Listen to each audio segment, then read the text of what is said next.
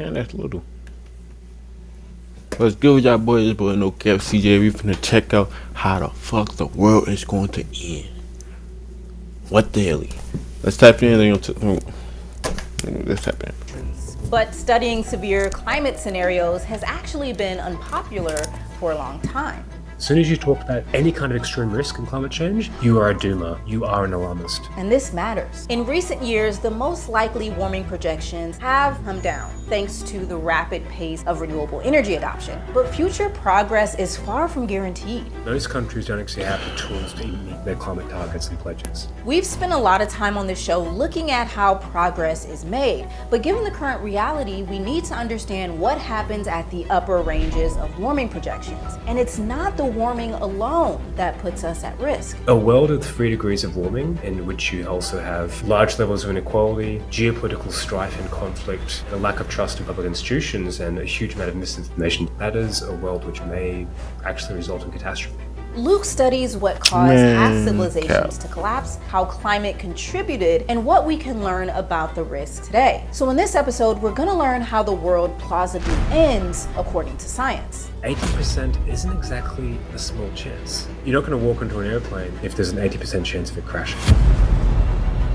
Man, it's a high percent of that mother crash every time. Step on that plane because you watch Weathered, and if you want to support the show while looking great, check But out it's a chance you down that plane every time you step on the plane. It's not like guaranteed it's gonna be alive. So check it out to get free access. It's some type of percent events, that you gonna down that motherfucking airplane. Ask questions. Suggest they just don't tell you that shit. It's a percent. You gonna die every time you get in a car. In most high percent that you die every second of the day. Scenario is normal. In medicine, aviation, nuclear, 0.1, but it's always a chance. You never know what might happen. Isn't seen as pessimism, but rather basic risk management. Whenever we try to deal with any kind of risk management, final destination, bro. That shit had your ass traumatized. You don't engineer a car and then not test it in a high-speed crash. You always look at the worst-case scenario whenever you're doing good risk management. That is particularly true in conditions of deep uncertainty. But when it comes to the most consequential system of all, Earth's climate, we just don't like to talk about it. We've actually done text mining of IPCC reports to look at how frequently different temperature scenarios are used. And what we see is across all IPCC reports... Man, we can't listen to this nigga talk. High-end warming scenarios are substantially underrepresented compared to low-degree ones like 1.5 degrees. So, let's talk about it. What is the worst-case scenario and how do we avoid it?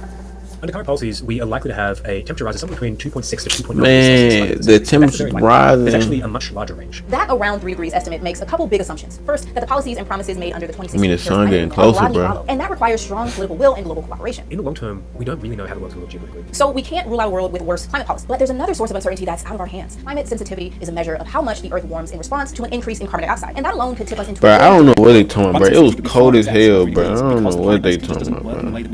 We know it will be significantly warmer in the future, but the further we look out, the more difficult it gets to say exactly how much warmer. I don't know what they talking about, but it was cold as hell, motherfucking chilly. Even if we only have 560, there'd be an 80% chance that we I live in the Midwest, so I don't know, bro. It do get cold. Sea levels were tens of meters higher than today, and at that level of warming, many of Earth's major climate systems would either cross them days going outside, smoking outside. So, not great. 80% freezing my hands You're not gonna walk into an airplane if there's an 80% chance of crashing.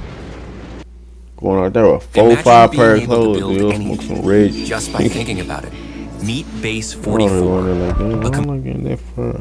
It would take the world a long time to reach that new, far hotter state. But when you take into account the complexities of human behavior, the timeline can speed up dramatically. Because in addition to heating the planet, climate change destabilizes the systems we most depend on, both the natural systems and the human ones. And when those systems come under stress at the same time, history shows they can fail very quickly. Lori compares this system failure to a ship navigating a storm. When you're a crew on a ship trying your best to sail around a storm, one of the things at the forefront of your mind... Bro, why you keep using scenarios, bro? This tell me how the world finna end, bro. Go one of two ways. You can manage to allocate your resources and your attention and maintain morale so that you're still able to navigate while the worst of the storm rains down. So basically, alright, bro. So basically what they're telling me is, bro, Earth is basically gonna keep getting hot and hot and hot until we just die. That's until the Earth just stop.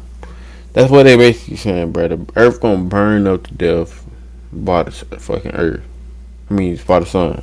They just keep using these scenarios when this is what researchers call derailment risk. Like, they can just say, bro, it's gonna get so hot that people gonna die, bro. That's all they gotta say, bro. Yes, and it's one of the fastest ways climate change could push the world towards collapse. Climate change, extremes and worsening weather. consequences of climate change can actually begin to get in the way of acting on climate change. And we've already seen what climate-induced derailment looks like in practice. Back in 2010, Russia was hit by a heat wave, which decimated its crops and wheat. Because of that, Russia introduced a cereal export ban. The price of staples, in particular wheat, globally went up. That doubled food bank usage in the UK, but it also seemed to cause increased political strife in Egypt. And interestingly enough, the rise in food prices and the rise of the price of bread in Egypt corresponds pretty well with the Arab Spring, and of course with huge political upheaval. Boy, but they be making their own food, bro. They don't need that shit. They go get that shit off the We can see tree. similar cascading risks emerging here in the United States too. After extreme rain and prolonged drought in Los Angeles, 2 fires burned 16,000 homes. Insurance is the critical thing that underpins all of capitalism, basically. When you're in a situation where climate extremes Sound are like playing a out skill worse than issue, thought, bro. Cause ain't no way, bro. Nah, I ain't gonna lie. Them fires was big as shit. But I don't understand how they let all them fires get that crazy where they couldn't. You know what I mean?